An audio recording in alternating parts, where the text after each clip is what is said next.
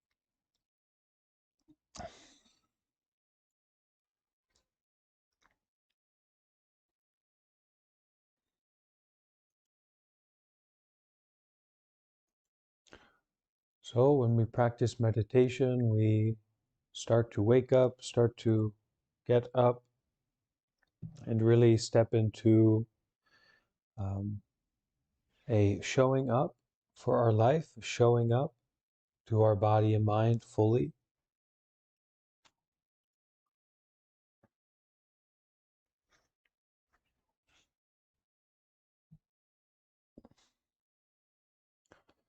So everyone, please take a few moments to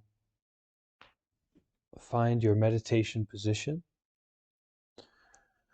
Ideally, sitting upright, sitting in a comfortable, stable position. Hello, Cagnal, welcome.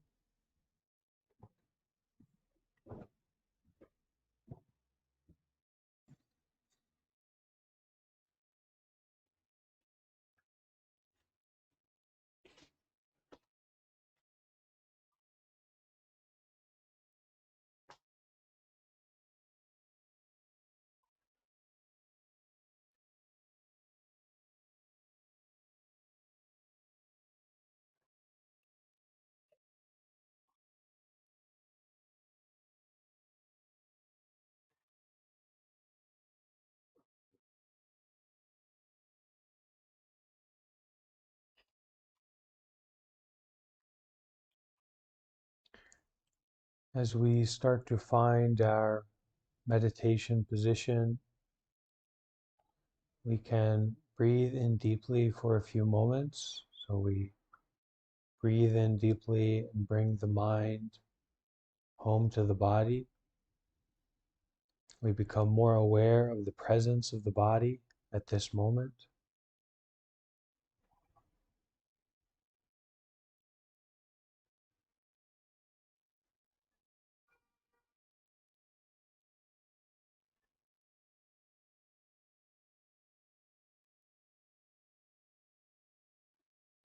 We can kind of check in and start to notice what the state of our body, what the state of our mind is. If we feel a little bit tired, or a little bit anxious, or a bit confused,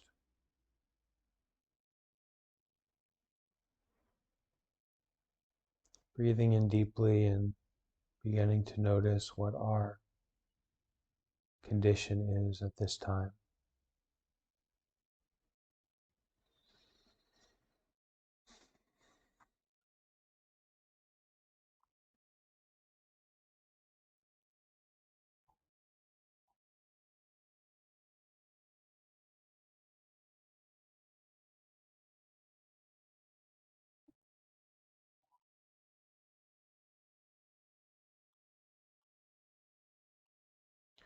So we start to notice, we start to be aware of the situation that we find ourselves in right now.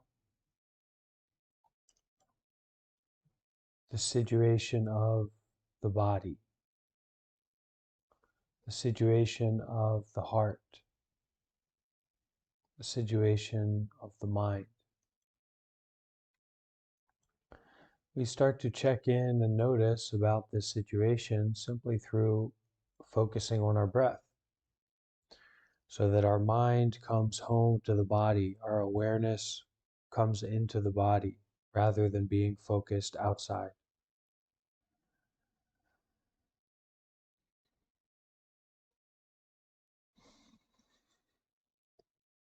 Breathing and turning our attention in.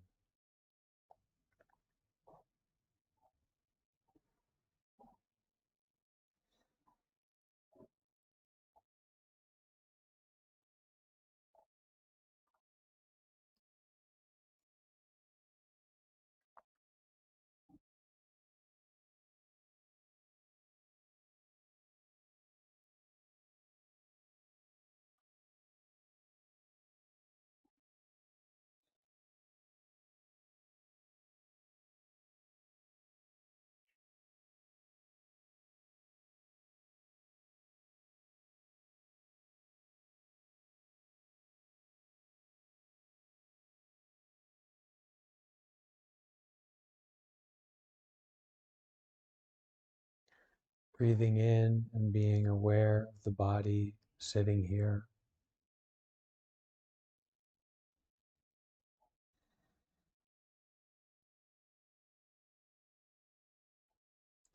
Breathing in and being aware of our meditation method,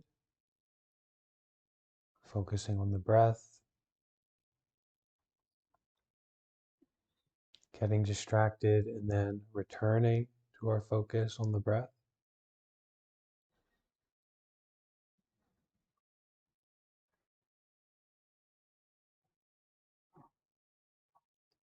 And breathing in a way that gives us what we need. So if we are quite sleepy, we breathe in a way that energizes us, wakes us up. If we have a feeling of tension or stress, we breathe in a way that soothes and relaxes us, that calms us down.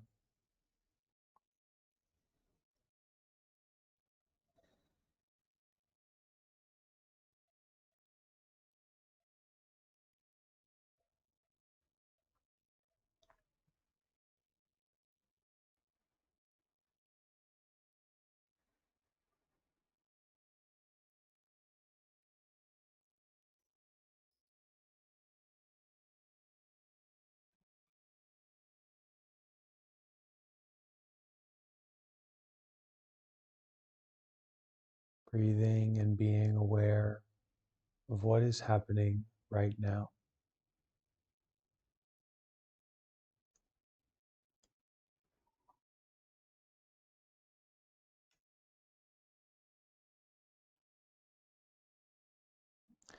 Taking a real interest, a real present moment curiosity about what is happening right now.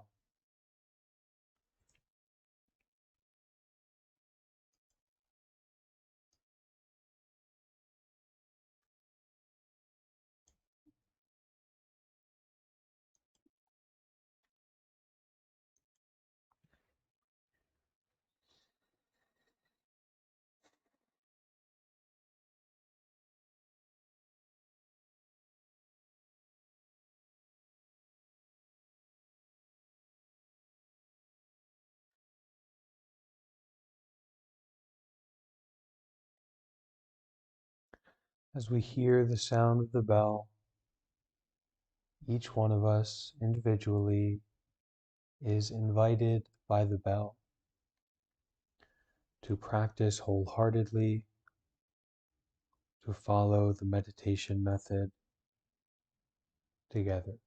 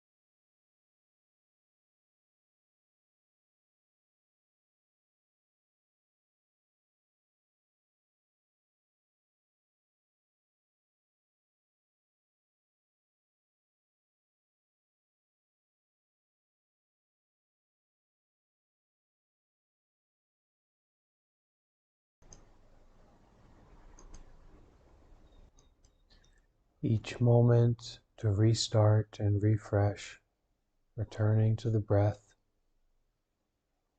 returning to this present, just breathing and being aware. Rinse and repeat.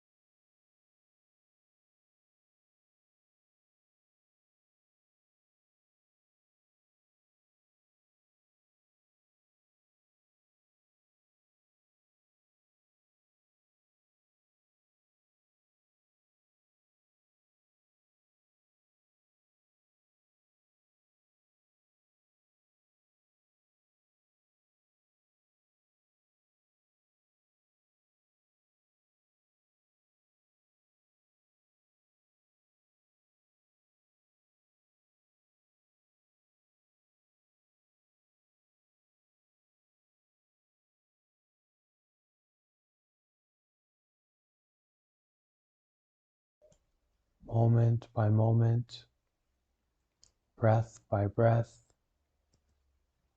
to restart, to refresh, to continue, not getting caught in any one idea or thought or story.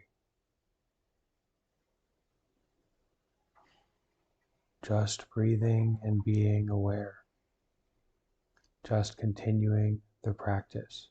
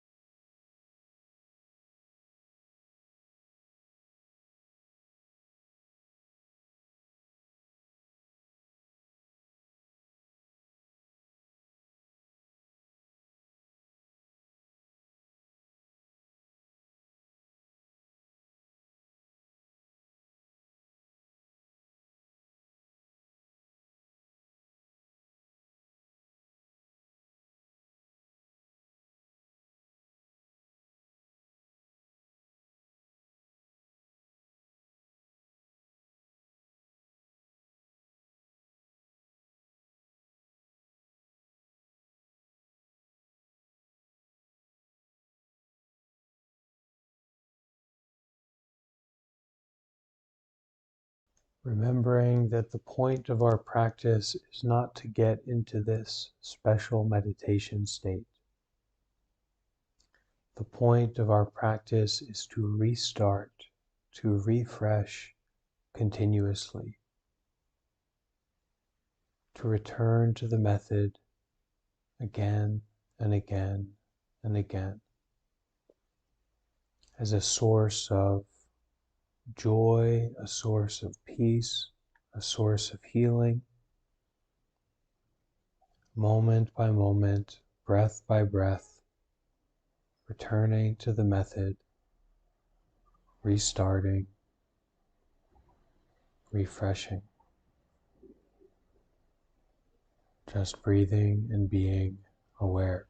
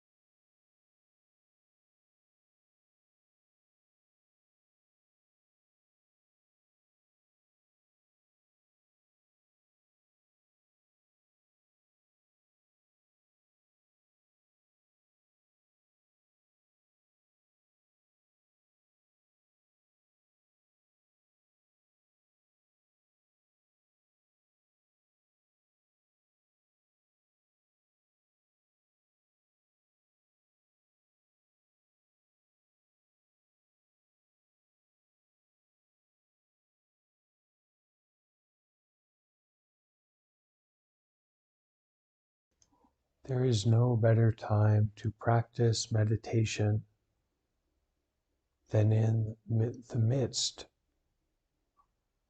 of meditation.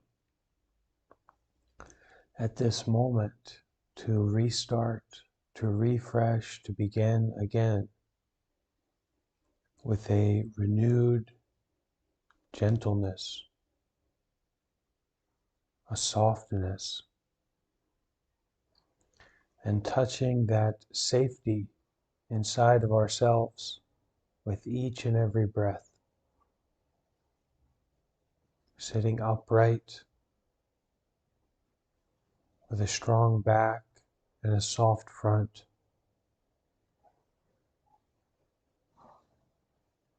The heart open and the mind deep.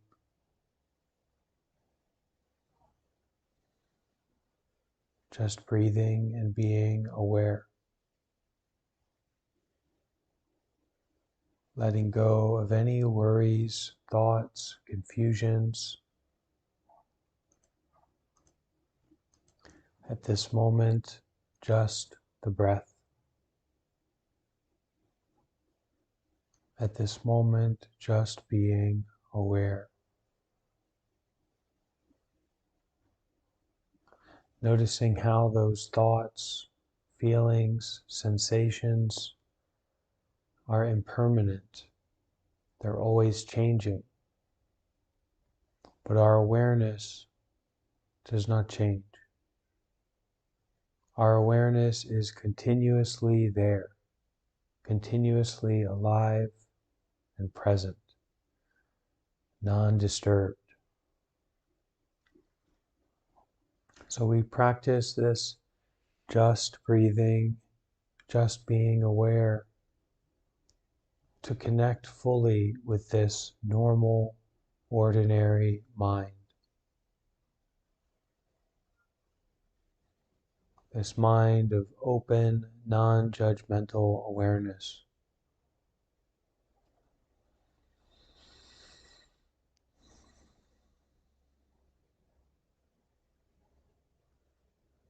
Breathing deeply, we are aware of the whole body.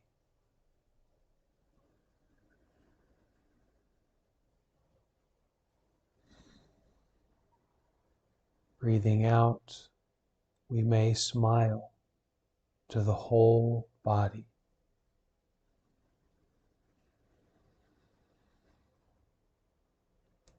Breathing in, we are aware. Breathing out, we smile to the body.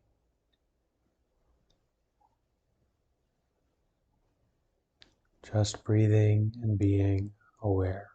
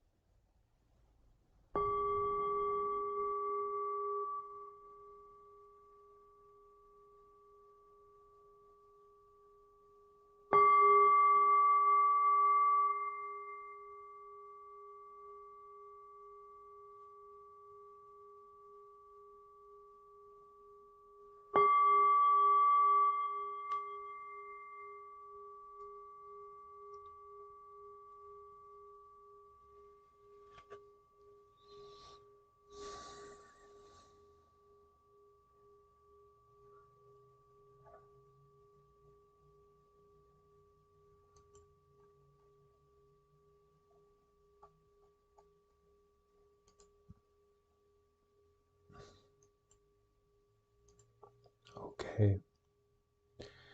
So we can start to move our body to stretch.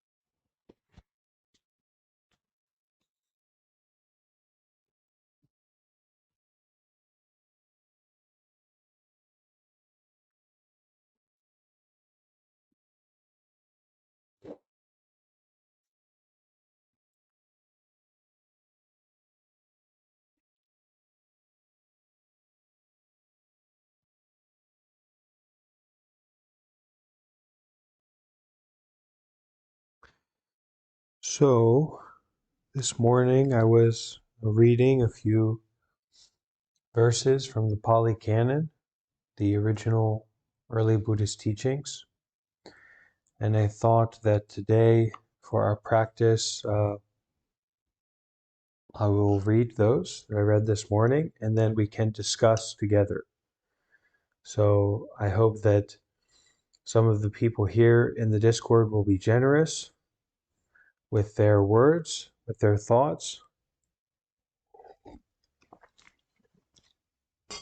so we can share our understanding and what we get from these original Buddhist teachings.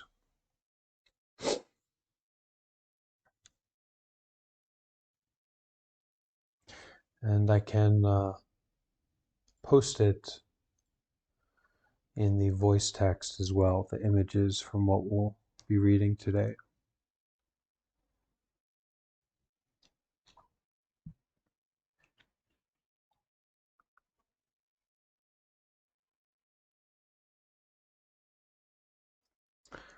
That's 1, 2,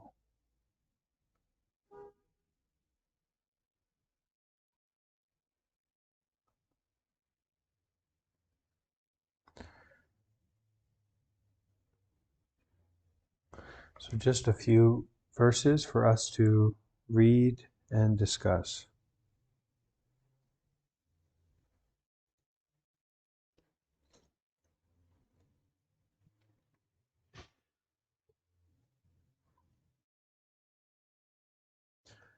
One, two, three, four.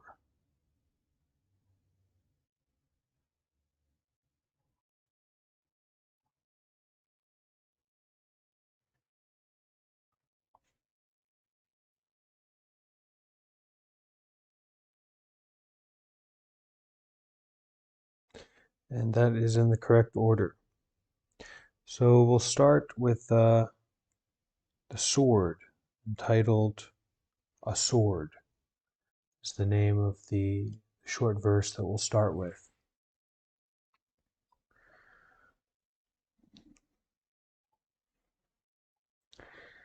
At Savatthi, which is where the Buddha lived, it's where we say the Buddha lived in ancient India. Standing to one side, that Devata recited this verse in the presence of the Blessed One.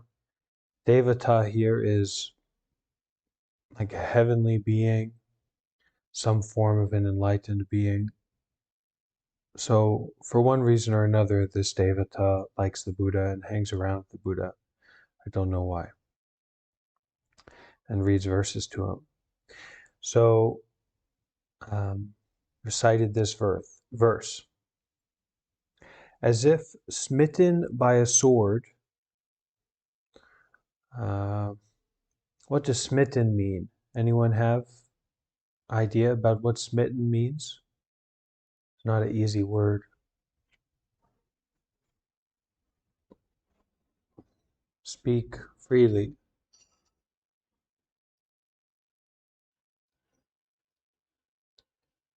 Great.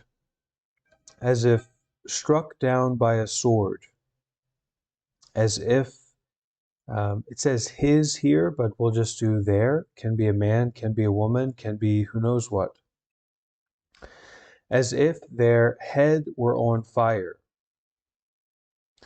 A bhikkhu, so this is specifically talking about monks, but for our case, it can be a practitioner, a meditator, a devoted practitioner. A devoted practitioner should wander mindfully to abandon sensual lust. So if struck down by a sword, or maybe as impaled by a sword, you know, as if their head were on fire, a sincere practitioner should wander mindfully to abandon sensual lust.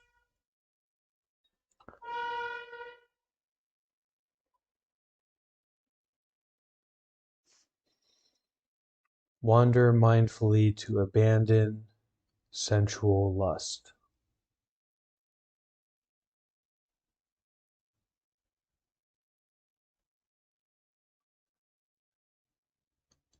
Anyone want to speak up about that?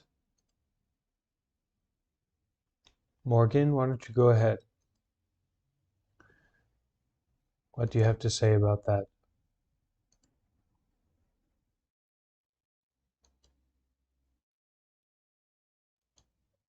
Okay, so Morgan doesn't know.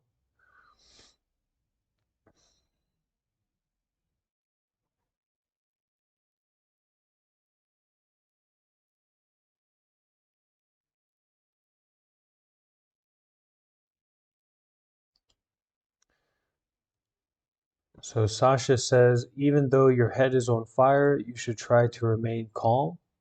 Anyone else have a thought about this text?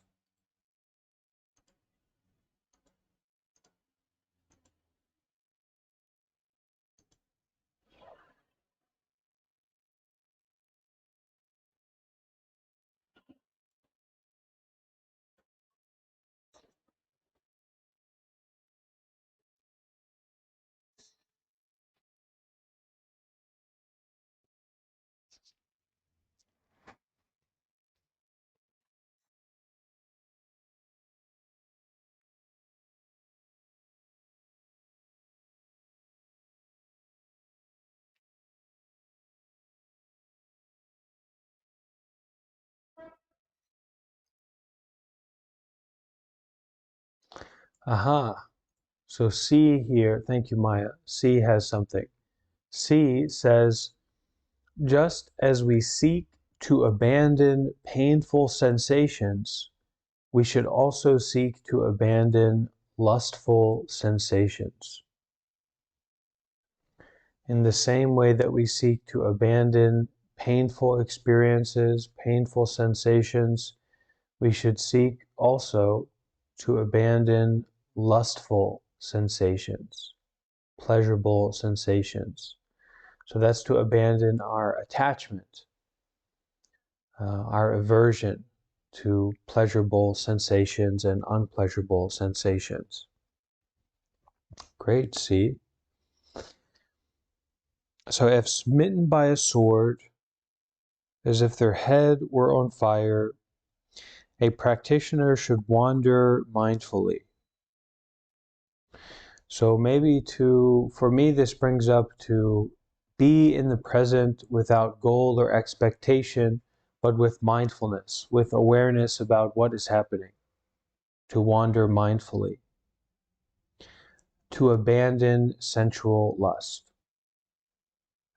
I find for myself, when it relates to any kind of lust, any kind of desire for sensations, it always has some kind of objective to it, some goal, some expectation that's going to be met, right? So there's this idea of something that's very tasty, something that's very pleasurable, and I build up this expectation, this goal of getting it, experiencing it, and get worked up into all kinds of lust because of that.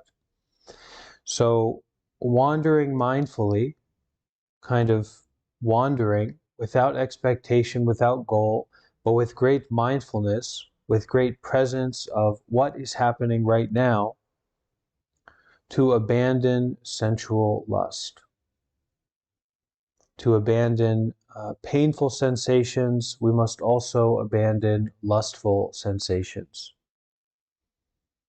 The habits that we cultivate about, wow, how great this is, how wonderful this is, um, also apply to, oh, how horrible this is, how unpleasant this is. So to be very careful to find that balance, to find that equanimity, that detachment.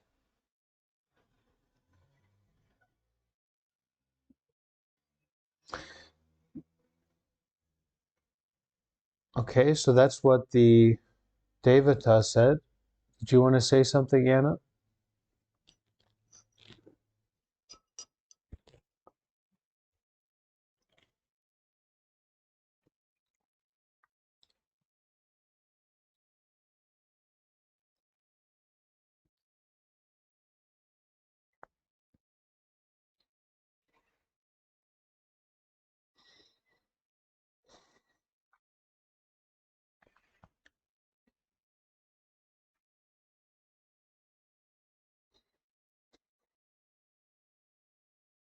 Mm,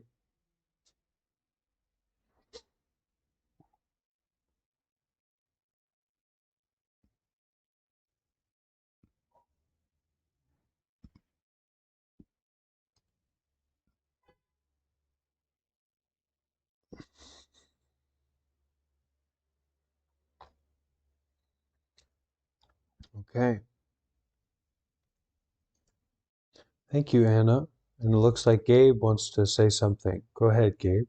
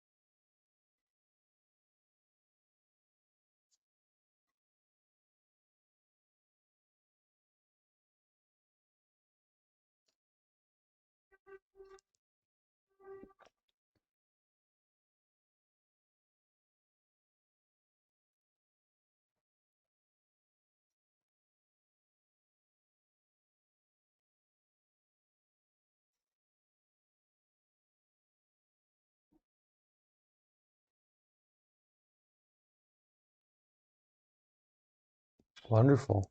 Thank you, Gabe. Karuna, did you want to share? Yes.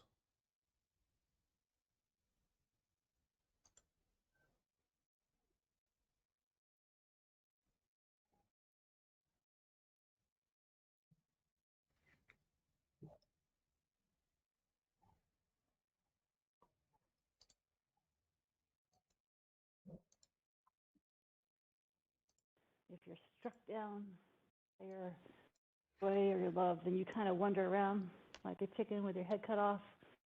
If your hair is on fire, you really can't think about anything except your love for that person, love for what you've just discovered. And so the wandering around, you're bending your lust, that's kind of like you drop off some pair of shoes you don't care about anymore. All you know is that you've been struck down. What I would offer. Okay. Thank you for reminding about Valentine's Day. So this evening we'll have a Valentine's Day meditation, or this afternoon. So that should be very popular, certainly. Metta for Valentine's Day. All right, so let's continue reading here. So the Buddha responded to the heavenly being's verse.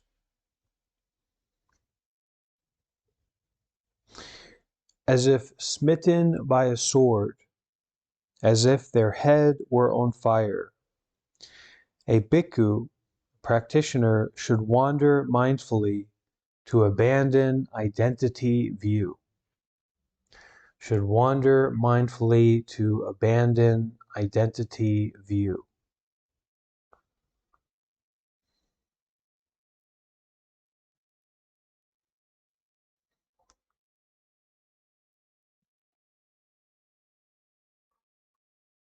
It is talking about the non-self.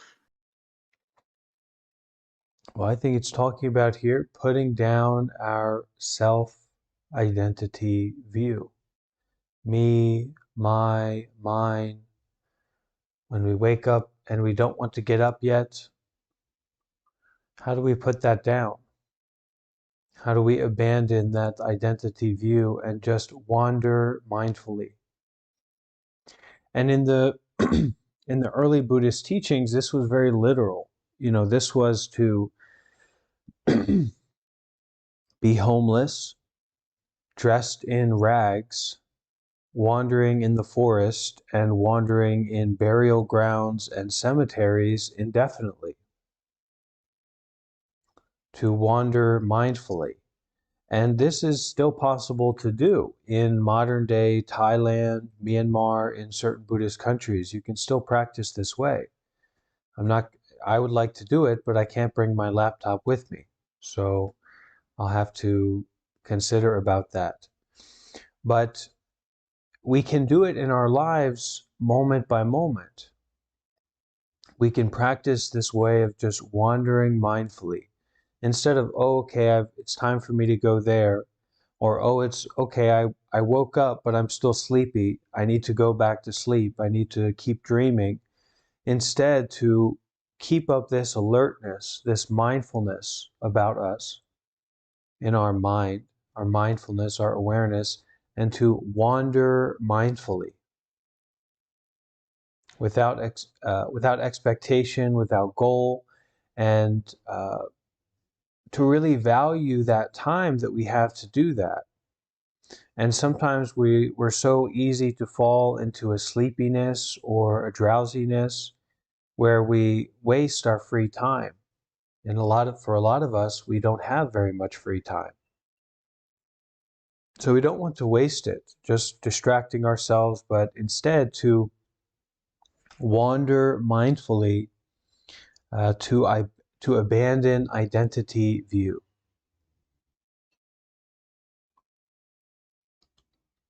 Wandering mindfully to abandon identity view. And Mindy and Brandon over on YouTube says to not worry so much about how you are perceived by others. That's definitely part of it. But in the Buddhist practice, we're cultivating a lot of goodness. And so others' perceptions of that are either positive or not important when it comes down to it. Because as we get more and more into cultivating goodness, there's some wealth, there's some wisdom to be gained by other people's critiques, especially people that we respect. And we can ask people if there are, is there something that I'm doing that is offending you or upsetting you? What can I improve? Is there any criticism that you can offer? Actually, this is quite good to be able to ask in that way. But for the perceptions that other people have related to us on a general sense, it's not particularly important. And when we spend our energy, our mental and physical and verbal actions to cultivate goodness, to be generous, to be kind, to be patient, it's going to become very clear that it's not so important the perceptions that other people have. We're too busy being good to, be worried about what people in general are perceiving about us. It doesn't matter. What matters is to be good, to live a skillful life.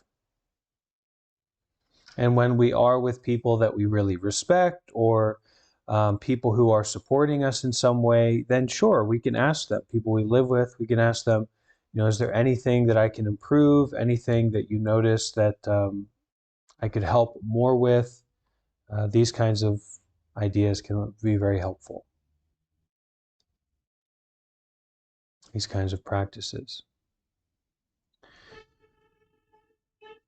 But if we spend a lot of time, if we prioritize in our life cultivating goodness, then it becomes very unimportant, the general perceptions about us.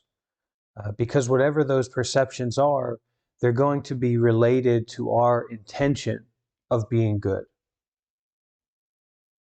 And we may find that our intention has been practiced in an unskillful way, but the more that we invest in it, the more that we practice that intention, we know that that is our intention. We know that we don't have another intention. There might be other intentions there, but that's not the one that defines us. That's not the one that we prioritize and come back to again and again. It's not the one that opens up our heart and deepens our mind.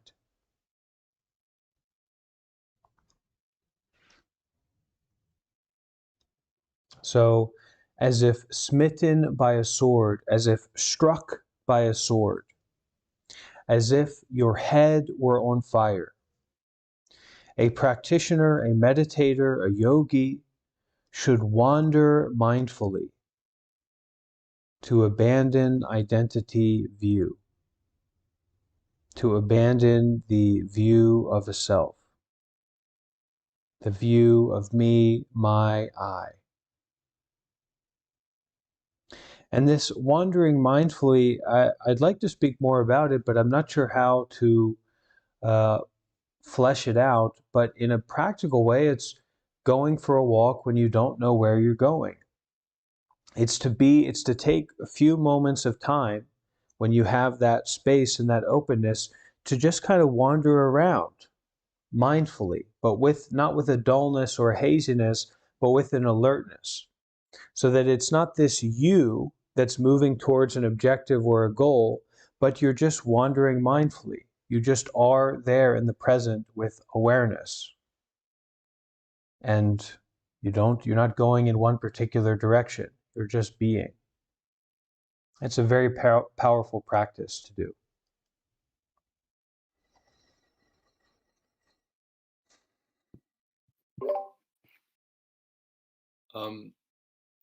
Can I speak about that just Yes, really quickly? please.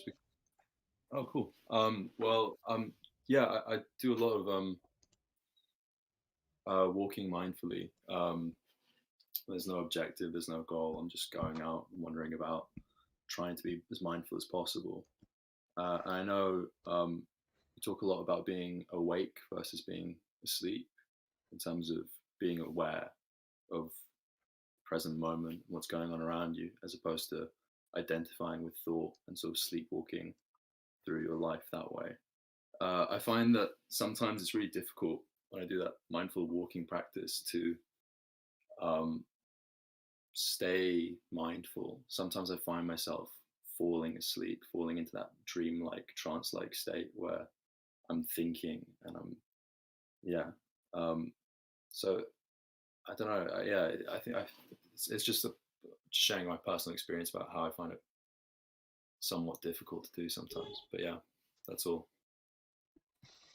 Yeah, so we emphasize, thank you for your sharing, Steph. We really emphasize restart and refresh. That's the practice. It's not to get into this state.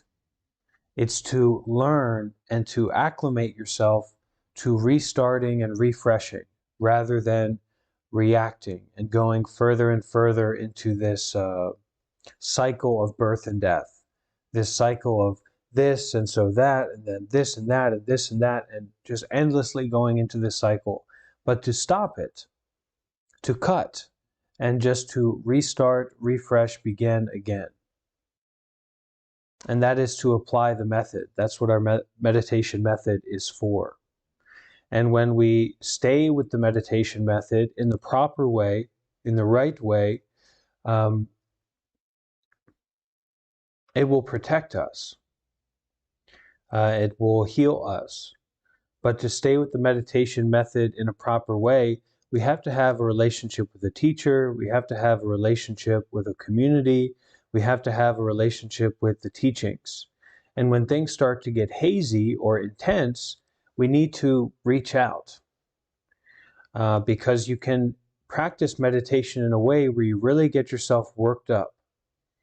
You really get yourself into a kind of fugue state, or let's say, a chaotic state of mind. And once you get a hold of the meditation method, you have even more power really to affect your mind. So you need to be more careful. Maybe you need to prioritize metta, prioritize loving kindness, or you need to prioritize a sense of gentleness and non-goal oriented practice to what it is that you're doing. Yeah. Yeah, thanks. Yeah. So to restart and refresh, and even if you're a meditator for 10, 20 years or something, if you go to a intensive meditation retreat, you're going to be restarting and refreshing the whole thing. Sometimes you get into practice that opens up and there's an ease and there's a joy and there's a pleasantness, and you're just breathing and being aware. And in that state, refreshing and restarting is happening constantly. But when we find ourselves in the bog, when we find ourselves in the swamp, sometimes we need to adjust our posture, the posture of our mind, the posture of our method, the posture of our body, and then to really fully restart and refresh and simplify, bring it back to the beginning again. And so this beginner's mind is the heart of our practice. And the more that you develop that beginner's mind, the more wise, the more experienced, the more connected to reality itself you are, because this is the beginning, in the same way that this is the end. All right, Lick, please, you can share something.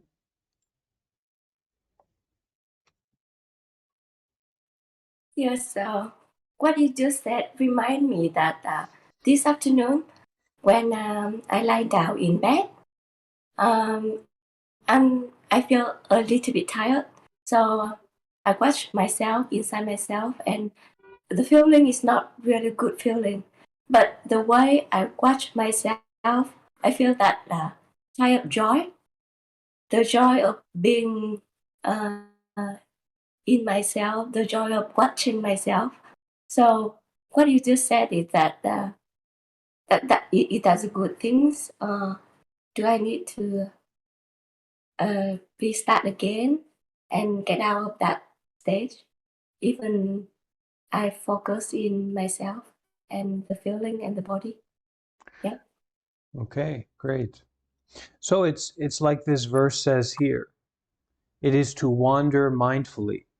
So if you are wandering mindfully, if you are aware with a mindfulness, with a presence of mind about what is happening in the body, then that's good, that's great. You don't need to have a direction, you don't need to have a goal of, well, I need to restart and refresh right now. It's just to wander. That is to be aware without a goal and without an expectation. But if you're doing that in like a sleepy or a thinking state, a thinking way, then that's not correct. Then you restart and refresh. But if you're just experiencing what's happening directly at that moment, you're just aware, and you're not stuck in anything, then yeah, you continue to wander mindfully, to abandon the idea of yourself. So just to experience only. I watch myself, I watch my feeling. And my question is because I feel that the watching itself is joyful. So, Yeah. do I need to abandon No, the you should. joyful? No, to be a joy. You don't need to abandon joy. Joy will abandon itself. So enjoy the joy. Yeah. Thank you. Enjoy the joy. In the same way that we enjoy the pain, we enjoy the suffering. That is, that we are aware of it without attachment, and we are aware of it without confusion. We are aware of it without a desire for more or a desire to get rid of it. We are aware of it with an abandoning of, I am experiencing this. The experience is just happening.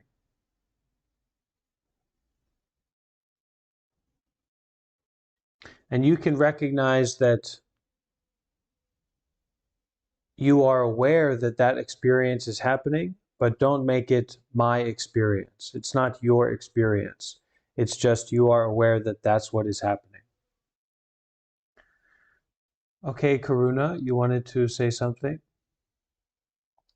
Yes, the specific point, I think you can hear me. I've always been sort of goal-driven. You're taught to be goal-driven, make a list, go do it. So when I catch myself, this is something, you're talking about something that I struggle with a lot, go get her. I have this way of talking to myself sometimes that slows me down if I can remember to do it, and I take my name, the name I call myself inside myself, so Karuna, and I turn it into a verb. Say, I'm Karunering, but I'm not Karuner. But I slow down and, do the laundry or talk to the husband or something, and Karunering more present tense. I don't know if that's helpful, but that's what I have. Slow down, talk to the husband, take a bath. Baths are good, I think. I wouldn't be where I am today without a lot of baths. The bathtub, hot bathtub, can be very good.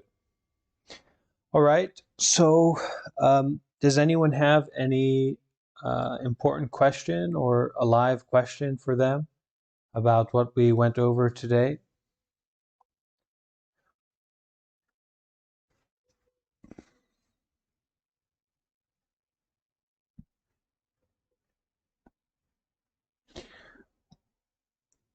So we have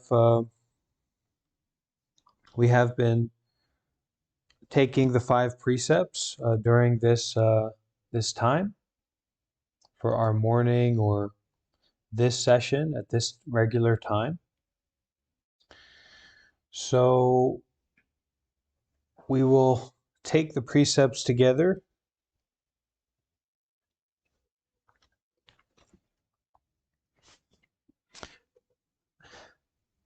and one final question that Morgan put down was, I haven't figured out how to let go of the goal. How do I do that? By stop trying to let go of the goal. That's just another goal. So let's take the precepts together, 5 precepts. So I will say them, I will offer them, and then you can repeat after me. Okay?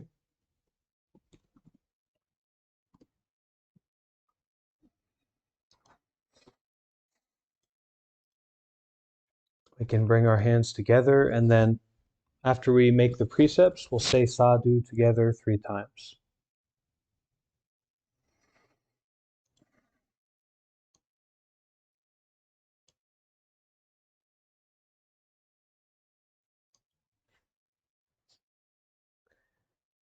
I observe the precept to refrain from killing any living beings.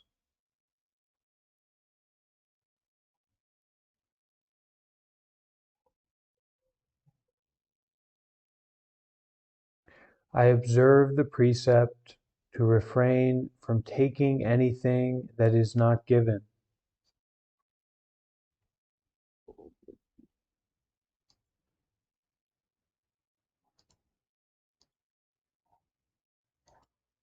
I observe the precept to refrain from any sexual activity that harms myself or others.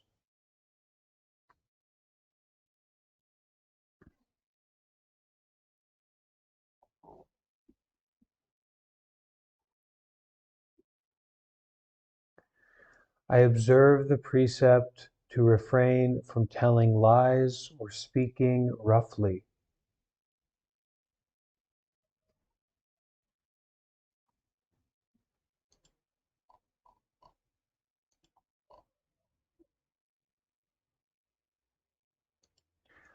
I observe the precept to refrain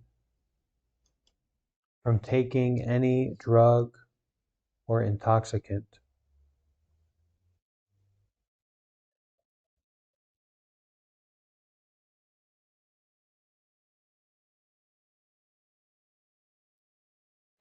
Having made the vow to follow these precepts, may these 5 precepts protect your body, mind, and practice. May they enable goodness to overflow in your life. And let's chant sadhu together 3 times now.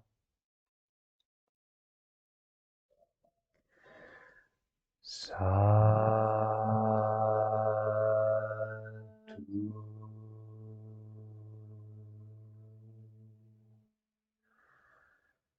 Sadhu.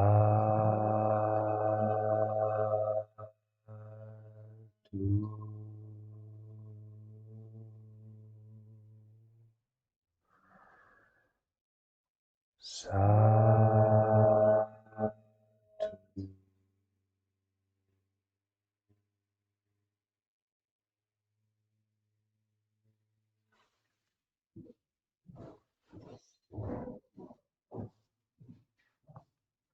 Okay, thank you, dear friends, for participating. Have a good day, and see you again soon, okay? Be happy, be peaceful.